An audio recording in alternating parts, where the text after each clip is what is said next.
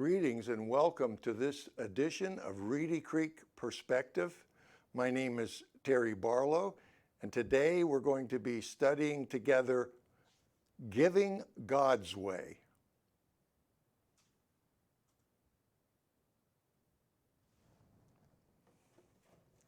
I'd like to begin our session today by reading a verse from Jesus, his words right after the Beatitudes in Luke chapter 6, verse 38, where he has just spoken about forgiving and you will be forgiven.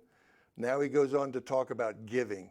He says, "Give, and it will be given to you, good measure, pressed down, shaken together, and running over.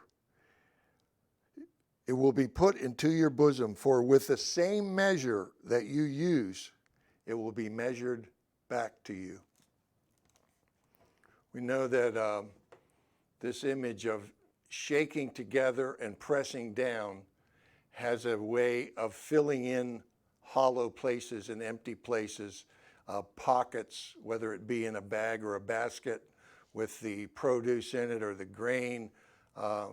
And so the idea was that there would be no hollow places. I think of those hollow places in a spiritual sense too, because we may have hollow places in our own lives. We may have hollow places, areas of our lives that we haven't given over to Jesus yet, or that we've been very slow to give over, or that we have given at one time in our lives, but we've taken them back. We've retracted that surrender. And so when we invite him into those areas, we are saying that he is going to be our satisfaction. We're not looking for something apart from him in any area or any way to be our fulfillment or our satisfaction apart from him. We want him to fill the hollowness that might be in any place in our lives or at any time. So that was a common thing that they did with the folds of their garments. They would walk in the marketplace. They would go from vendor to vendor and use their own garments as a kind of bag or sack to put things in, like grain or vegetables or fruit. And they might walk for a considerable distance afterwards, carrying the grain or fruit or produce that they had gleaned in the marketplace that way, that they had bought home, to bring it home. That's the way it might be done, to use that garment itself as a means of carrying things and even measuring them in a way. Well, God gives in a way that fills in the hollow places. God gives substantially. God gives generously into our lives. God gives from what is precious to him. Remember the poor widow that gave more than all the others gave, that Jesus observed, because she gave her last bit to live on, her last coins to live on. She was definitely giving out of what was precious to her. And God is a giver. God so loved the world that he did what? That he gave. He gave his only begotten son. Giving is the expression of love, is maybe the first expression and manifestation and demonstration of love.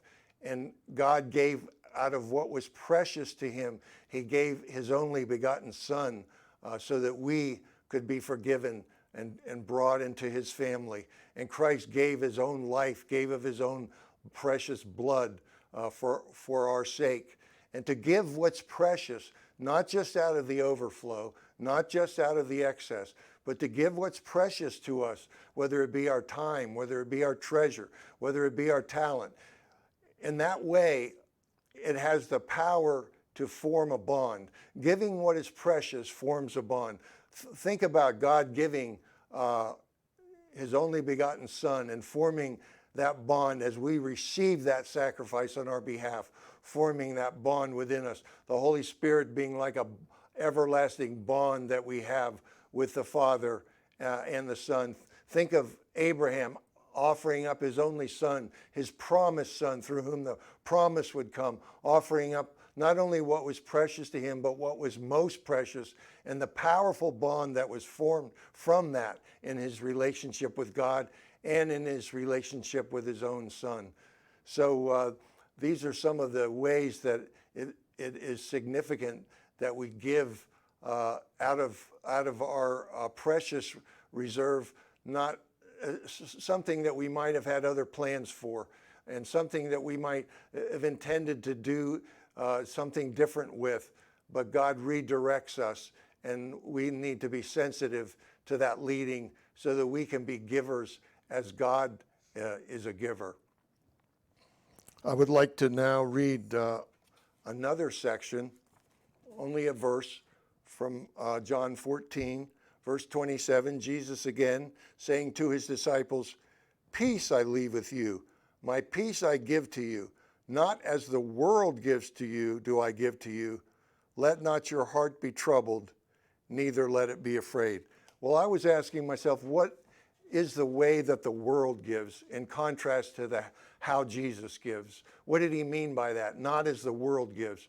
Because the world tends to disguise what it gives so that it looks like more. The world tends to embellish what it gives so it looks to be something greater. The world inflates what it gives and exaggerates what it gives and is deceptive in its giving. Once when I had a card made, a business card, after I had graduated from seminary, and on the card it said Master of Divinity, but it said it in such a way, it was printed in such a way that the MD was real big and the IV for divinity was very small. And so if somebody were to look at first glance at that card, they would say, this man's an MD, he's a medical doctor. He may be a counselor, but he's also a medical doctor. Well, no, that wasn't true. But the card gave that impression. And that's just an example of the way the world operates and teaches us to operate. We're conditioned to operate that way, to present ourselves, to sell ourselves, to promote ourselves as being more than we really are. And the Apostle Paul is a humble example to us in doing just the opposite. He was concerned that he not appear to be more to others than he really was. If he were to err, he would rather people think him to be less than he was and then be pleasantly surprised later than for them to think that he was more than he was, to have an impression of him as being much greater than he was, and then for them to be disappointed later when the true reality showed up. So that's an example from the life of Paul that is instructive to us. We are to be givers that are generous too. We are to be givers that are substantial, and we are to present ourselves in ways that are accurate, that don't disappoint, that like God, he backs up what he promises, that we would be able to back up any impressions that we give with true character that's formed and shaped by God. I had a friend in Alaska, his name was Sherman, and one time he invited my family to his house for dinner, and we had a wonderful dinner, but then it came time for the dessert. And when he brought out the dessert, he brought out a bowl of ice cream. But I tell you, it was the biggest bowl of ice cream I've ever seen in my life. Sherman was from Texas. He did things big, but he did things big for God too. He did things out of a generous heart. What an example that was. There was scoop upon scoop upon scoop. I've been invited into many homes and dined often with people, but I have never been lavished to so great a dessert as that high mound upon mound of ice cream that Sherman gave.